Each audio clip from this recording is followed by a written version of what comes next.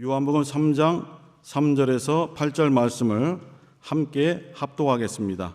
시작. 예수께서 대답하여 가라사대 진실로 진실로 내게 이르노니 사람이 거듭나지 아니하면 하나님 나라를 볼 수 없느니라. 니고데모가 가로되 사람이 늙으면 어떻게 날 수 있삼나이까? 두 번째 모태에 들어갔다가 날 수 있삼나이까? 예수께서 대답하시되 진실로 진실로 내게 이르노니 사람이 물과 성령으로 나지 아니하면 하나님 나라에 들어갈 수 없느니라. 육으로 난 것은 육이요 성령으로 난 것은 영이니 내가 내게 거듭나야 하겠다 하는 말을 기이히 여기지 말라. 바람이 임으로 불매 네가 그 소리를 들어도 어디서 오며 어디로 가는지 알지 못하나니 성령으로 난 사람은 다 이러하니라. 아멘. 물과 성령으로 거듭남이라는 제목으로 함께 말씀을 나누겠습니다.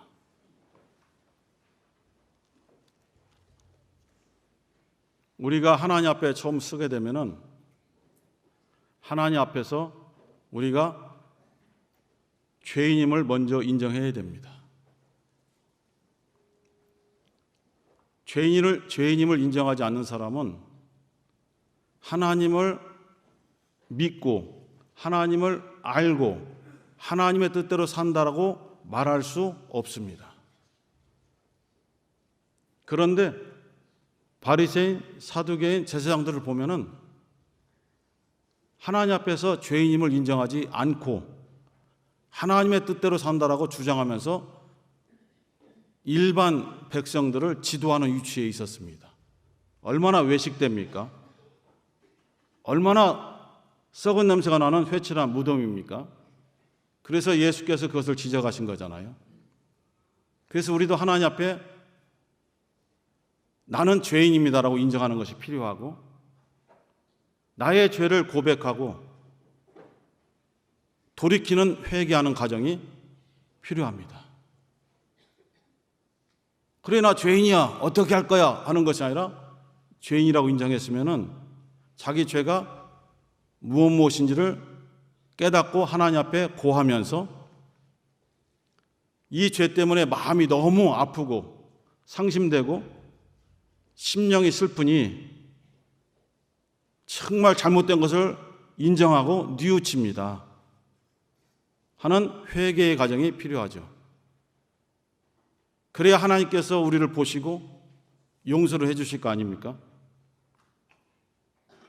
죄를 인정하지 않는데 용서할 수 없잖아요. 그래서 우리는 예수 그리스도의 보혈, 예수 그리스도의 피가 자기 자신을 위해서 흘린 피가 아니잖아요. 많은 사람들의 죄를 대신 갚아주기 위해서 대신 흘리신 대속의 피거든요. 쉽게 얘기하면 나의 죄를 용서해 주시려고 나의 죄값으로 흘리신 피거든요. 예수의 피 때문에 나의 죄가 갚음받았습니다. 다른 말로 하면 용서를 받을 수 있게 되었습니다라는 고백이 필요하죠. 예수의 피로써 우리의 심령이 깨끗해졌어요. 정결해졌어요.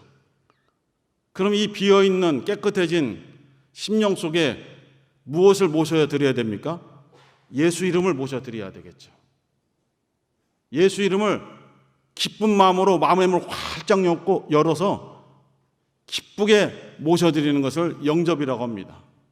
들어오려면 들어오고 말라면 말고 그것은 영접이 아니잖아요.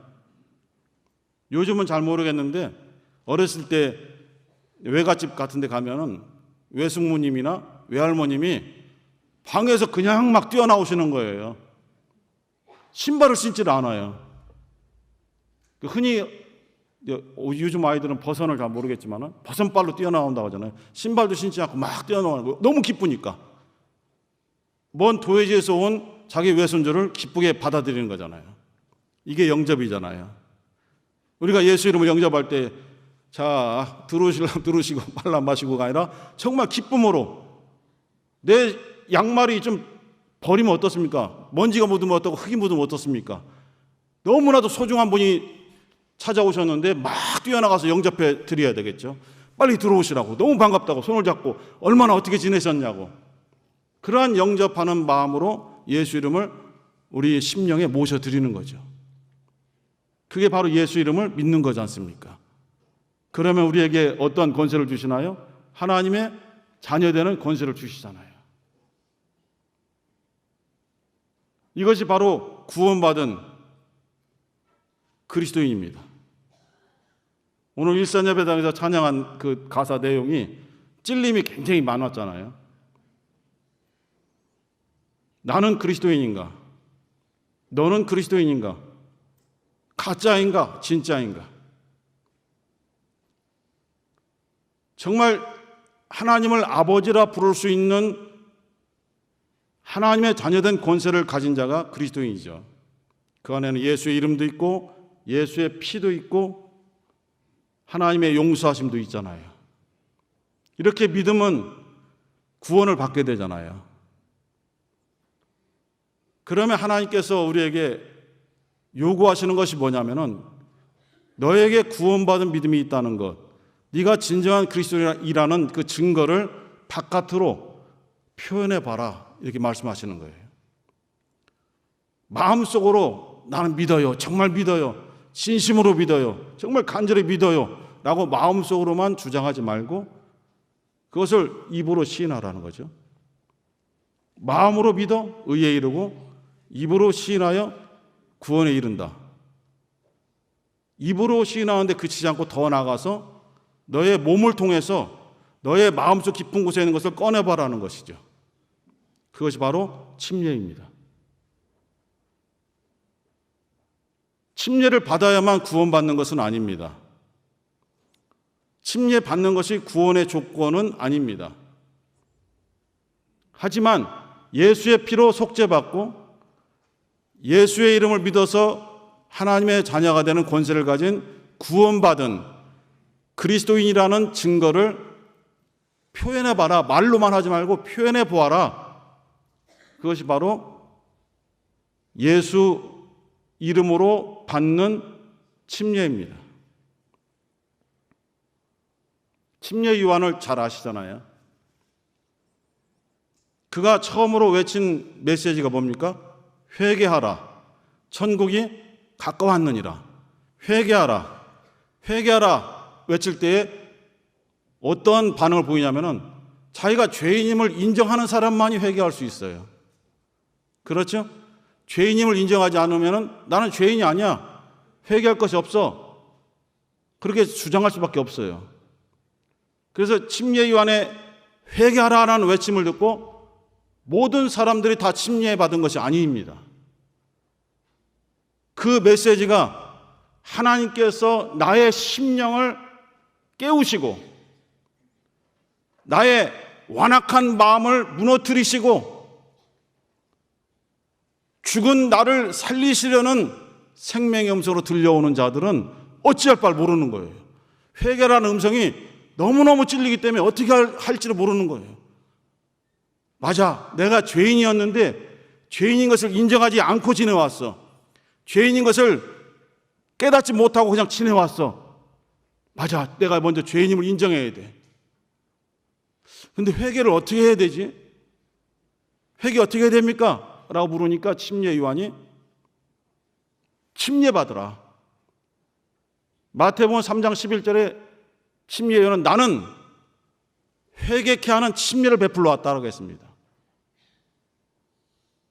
죄인임을 인정하라는 것이거든요. 내가 죄인임이라고 인정하는 것을 어떻게 표시할 수 있나요? 침례 받음으로써 회개한다라는 고백을 하라는 것이거든요. 그런데 얼마 지나지 않아서 예수께서 등장하셨잖아요. 침례 요한에게 침례까지 받으시고 사람들이 볼 때는 꼭 두 패로 나누어지듯이 큰 그룹으로 나뉘어져 있어요. 동시대에 동일한 장소에 두 명의 거목이 나타난 거예요. 사람들이 볼 때에. 침례 요한의 제자들이 불안한 거예요. 점점 사람들이 다른 교회로 가. 다른 교회로. 자꾸 옮겨가요. 예수께로 옮겨가는 거예요. 그래서 침례요원이 묻잖아요. 선생님께서 증거하셨던 그분 예수께서 침례를 주고 있는데 사람들이 이제 그곳에 가서 침례를 다 받고 있어요. 어떻게 된 겁니까? 라고 말했지만은 실상 요한복음 4장 1절 2절에 보니까 예수께서 직접 침례를 주신 것이 아니고 예수님의 제자들이 침례를 주었다라고 기록되어 있잖아요. 예수께서 침례를 받으라, 침례를 베풀라라고 명령하신 것이 어디에 나옵니까? 마태복음 제일 끝에 나오잖아요. 예수께서 공생애를 다 마치실 동안에도 말씀 안 하셨잖아요. 죽으시고 부활하셔서도 말씀 안 하셨잖아요. 그런데 이제 하늘로 올라가기 바로 그 직전에 제자들에게 말하기를 아버지와 아들과 성령의 이름으로 침례를 주라 라고 말했어요. 모든 족속으로 제자를 삼아서 말씀을 가르치고 그 사람들이 예수의 제자가 되게 만들어서 믿음을 고백하면은 그들에게 침례를 주라 라고 마지막에 말씀하셨단 말이에요. 그런데 공생의 초기에 침례 요한이 살아있을 그 당시에 이미 예수님의 제자들이 사람들에게 침례를 주고 있었다라고 성경 기록하고 있어요. 그럼 그거 어떻게 된 거냐 이거죠. 그래서 예수께서 공생애를 마치시기 전까지는, 예수께서 하나님의 뜻을 이루기 전까지는 예수께서 침례를 주라라고 명하시기 그 이전에 행해지던 침례는 다른 의미가 있다는 것입니다. 예수님의 공생의 사역은 죽음과 부활이잖아요. 고난과 영광이잖아요. 그것을 이루기 전에 초기에 제자들이 행했던 것은 침례 요한이 베풀었던 회개의 침례와 별 다른 차이점이 없다고 보여집니다.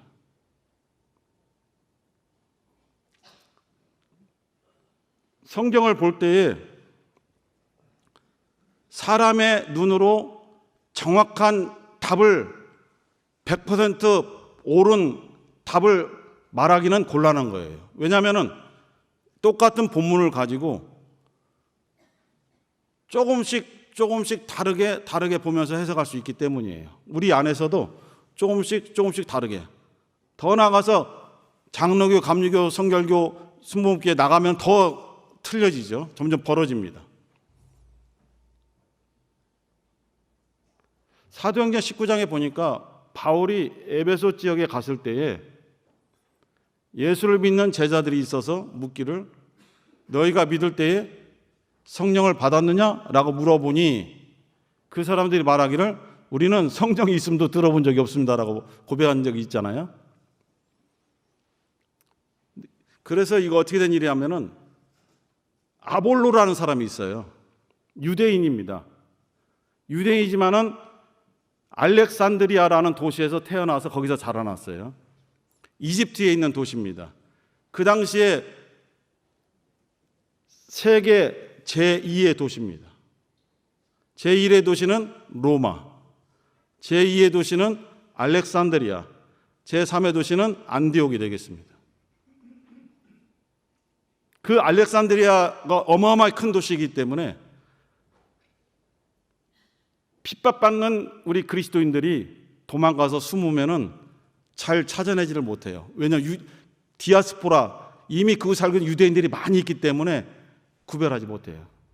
그래서 그곳에서 아마 아볼로가 어떤 그리스도인에게 전도를 받아서 크리스찬이 되었고 말씀에 심취해서 말씀을 공부하고 또 말씀에 대해서 막 가르치기 시작했는 것 같아요. 그러다가 이제 순회 전도를 하면서 에베소까지 왔는데 그때가 서기 52년도라고 합니다. 정확한 숫자는 참고용어로 말씀드리니까 집에 가서 몇 년인지 몰라서 굉장히 고민하지 마세요. 52년도에 에베소에 가서 전도를 했고 그곳에서 전도를 하다가 고린도에서 이사온 브리스길라와 아굴라를 만나는데 이 두 부부가 보니까 이 젊은 청년이 엄청나게 열심히 예수를 증거하는 거예요. 정말 예수에 대해서 목숨을 걸고 그 핍박받는 환경 속에서 막 전하는 거예요, 젊은 청년이. 그런데 하나 문제점이 발견됐어요. 복음을 잘 아는데 요한의 침례까지밖에 모른다라고 돼 있어요, 사도행전 18장에. 그래서 너무 안타까우니까 아볼로 청년을 자기 집에 데려가서 식사를 대접하면서 바울로부터 배웠던 예수에 대해서 막 증거하니까 아볼로가 막 깨져버린 거예요. 그래서 이 아볼로를 자기들이 있던 고린도 교회에 파송합니다. 고린도 교회에 가서 좀 불을 좀 지펴다오. 이렇게 되면 또 오해하니까 성령을 충만케 해다오. 그래서 고린도에 간 사이에 바울이 에베소에 딱 들어오는 거예요. 그게 사도행전 19장이거든요. 제 생각에는 그래요. 100% 정확한 해석은 아니지만은 제가 봤을 때에 바울이 사도행전 19장에서 에베소 지역에 갔을 때에 만난 예수 믿는 제자들은 아볼로가 전도한 제자들이라고 보여져요. 왜냐하면 아볼로가 요한의 침례까지만 알고 있듯이 그 에베소 쪽에 이어 있는 그 제자들이 똑같이 우리는 요한의 침례밖에 모릅니다. 예수를 믿긴 믿지만은 요한의 침례밖에 모릅니다. 성령 있음도 듣지 못했어요라고 고백하는 것을 보면은 그렇게 볼 수 있다 이거죠. 그래서 바울이 막 증거하면서 침례 요한이 누구를 증거했느냐? 내 뒤에 오시는 이 예수 그리스도, 그분을 위해서 우리가 먼저 준비를 해야 되고, 그분이 오시면은 그가 진정으로 너희들에게 생명의 말씀, 능력의 말씀, 구원의 말씀을 증거하실 것인데, 침례 요한을 통해서 예수를 바라보라고 침례 요한이 그렇게 증거하고 죽지 않았느냐. 근데 왜 침례 요한에게만 머물러 있느냐라고 막 바울이 가르치니까 다 깨져버리잖아요. 그리고 예수 이름으로 침례를 받고, 침례 받더니 성령이 임하고 방언을 말하면서 발칵 울컥은 아니네. 막 뒤집어지잖아요. 그런데 바울이 도착한 때가 54년도인데 그들이 침례 요한의 침례밖에 모른다고 했잖아요. 어떤 사람들은 그 사람들이 침례 요한한테 침례를 받았다고 주장하는 사람도 있어요. 아니요. 침례 요한 죽은 지 벌써 24년이 흘러버렸거든요. 그들이 말했던 것은 침례 요한의 침례처럼 회개하는 침례밖에 모른다는 뜻이겠죠. 우리가 예수를 믿고 그리스도인이 되어서 고백해야 될 침례는 회개하는 침례가 아니라 예수 그리스도의 죽음과 딱 하나가 되어서 같이 죽는 거죠.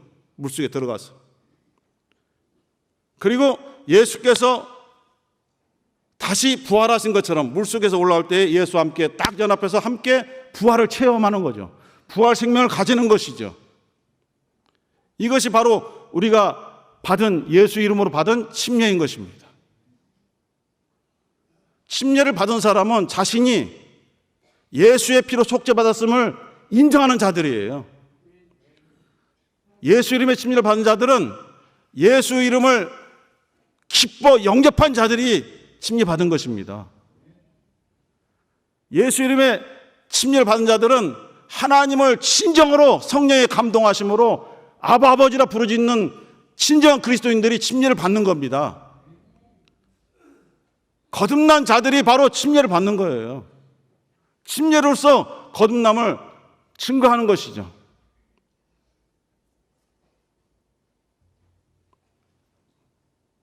물을 말씀으로 해석하는 사람들도 있고, 물로 거듭나라는 뜻은 물로 씻기듯이 죄를 씻어서 새로운 사람이 되자라고 주장하는 사람들도 있어요.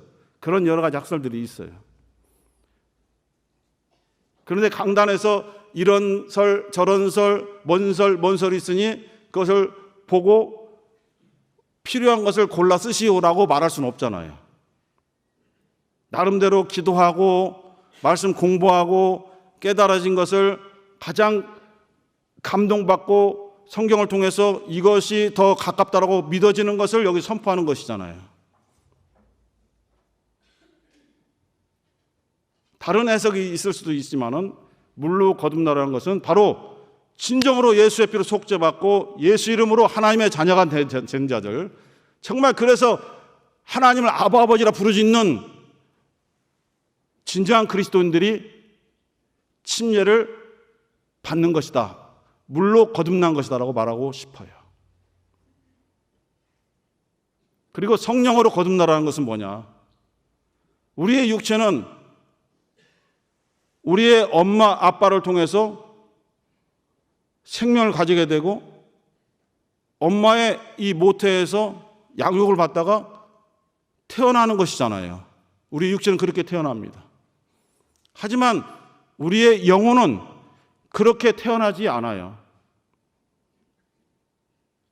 우리의 육신 안에 영혼이 있지만은 아담의 죄 때문에 뭐 어떤 기능도 발휘할 수 없는 죽은 영이잖아요. 예수를 믿기 전에요. 죽은 영이었잖아요. 허물과 죄로 죽은 영이었잖아요. 그 죽은 영이 다시 살아나야만 영적인 활동을 할 수 있잖아요. 영적인 기능을 발휘할 수 있잖아요. 그것은 물로는 안 되는 거죠. 우리의 결단으로도 안 되는 거죠. 그래서 육으로 난 것은 영이요, 육이요, 성령으로 난 것은 영이니라. 깜빡하면 여러분 헷갈리거든요. 성령의 인도를 통해서, 성령의 감동을 통해서 우리의 죽은 영이 거듭나는 것이죠. 예수께서 말씀하기를 이렇게 물과 성령으로 거듭나지 아니하면은 하나님 나라를 볼 수 없다. 하나님 나라에 들어갈 수 없다라고 말씀하셨어요. 그 어떤 사람 묻잖아요. 꼭 침례받아야 구원받습니까?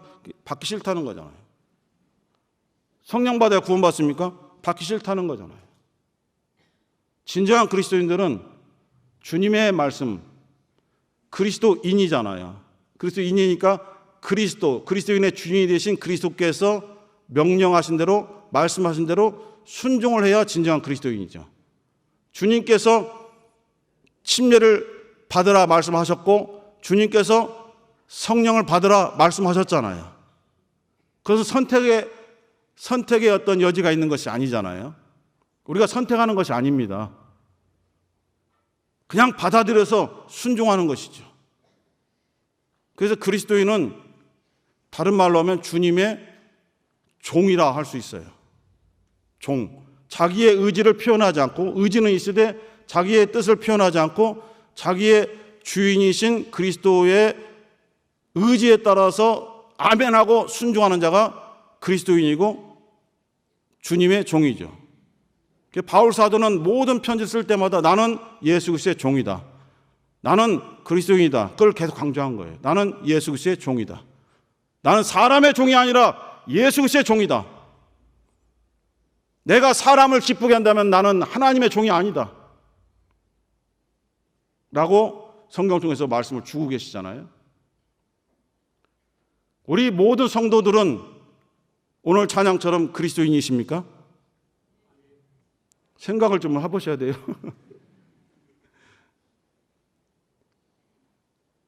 예수 이름을 믿습니까?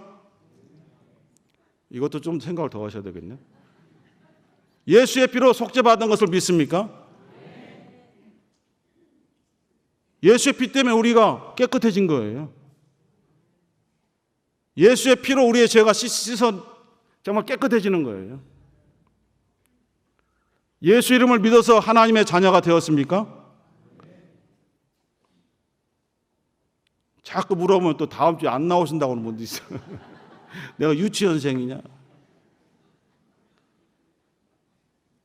제가 눈이 좀 충혈이 돼서 토요일 날 어저께 아침 일찍 안과를 갔어요.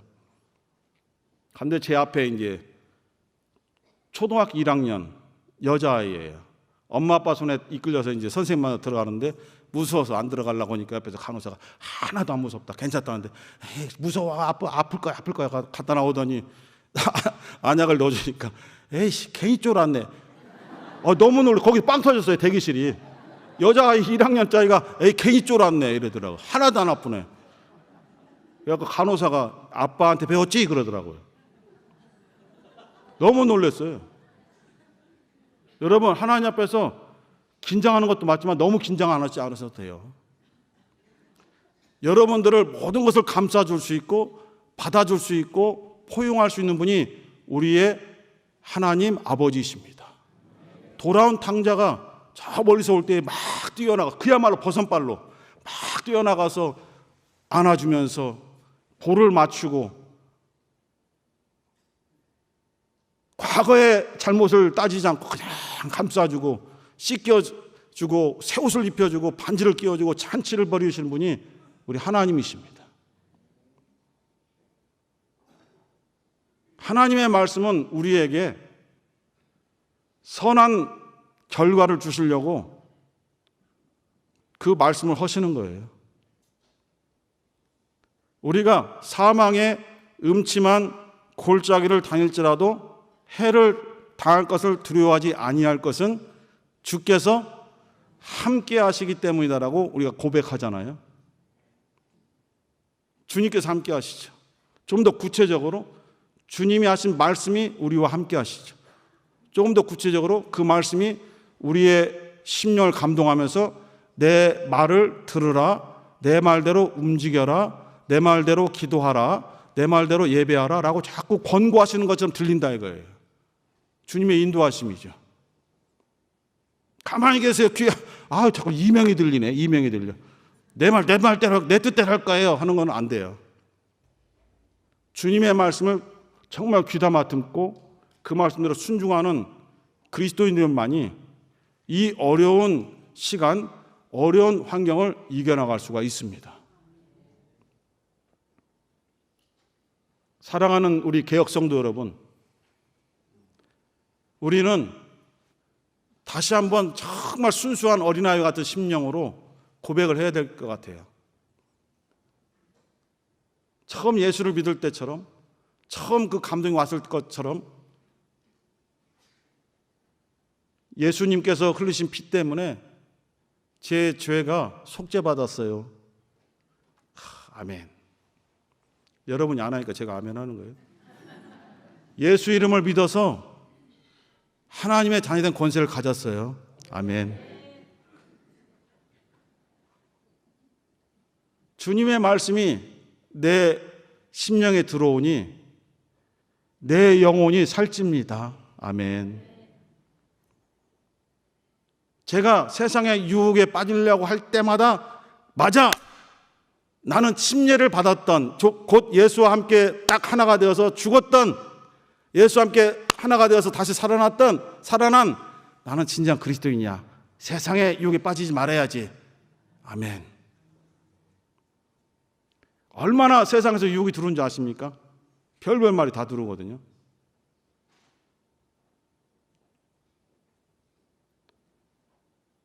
예수께서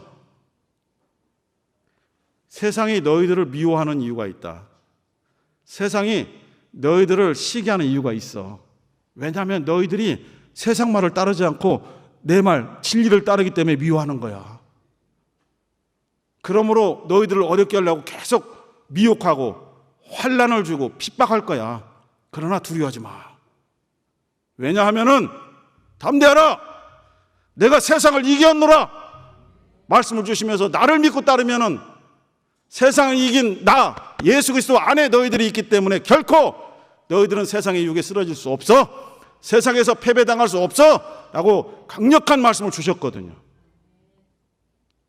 주님의 말씀이 여러분이 어려울 때에 여러분의 정말 수렁에 빠지려고 하는 그 발을 붙잡아주는 강력한 능력이 되기를 예수의 이름으로 축원합니다.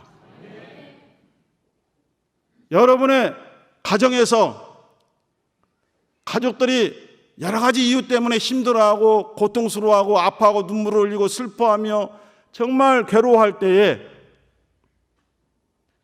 여러분들을 안아주시고 정말 가슴을 쓸어내려 주시고 통곡하는 우리의 눈물을 닦아주시는 주님께서 울지 마라. 내가 너와 함께 있잖아. 내가 너를 인도할 거야. 너의 가정은 내가 함께하는 임마누엘 가정이야.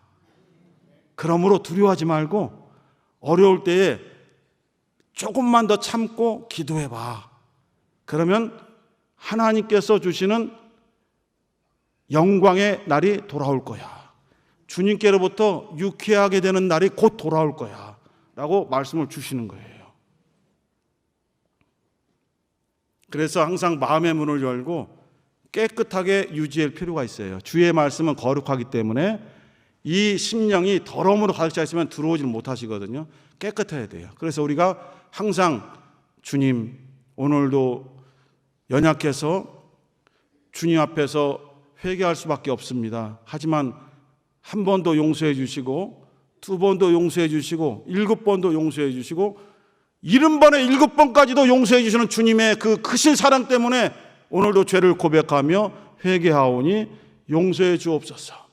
그래서 거룩한 심령으로 나를 생명으로 이끌어 주시는 주의 말씀을 붙잡을 수 있도록 도와주소서. 이러한 믿음의 발걸음을 걸으시면서 승리하시는 우리 사랑하는 성도가 다 되시기를 예수의 이름으로 축원합니다. 함께 기도하실 때에 물과 성령으로 거듭난 우리 영혼, 주님 앞에 무릎 꿇고 정말 주님만이 나의 주인이십니다. 그리스도인 된 나에게 진정한 주님은 그리스도 예수밖에 없사오니 나를 인도하소서. 나를 죄에서 건져주시고 하나님의 자녀가 되게 해주시고 예수와 함께 살 수 있는 진정한 그리스도인이 되게 해주셨사오니 세상의 유혹에 빠지지 않고 하늘나라 소망하면서 바라보며 인내하며 갈 수 있는 진정한 믿음의 사람이 되게 도와주시옵소서. 주여 한번 부르시고 기도하겠습니다. 주여.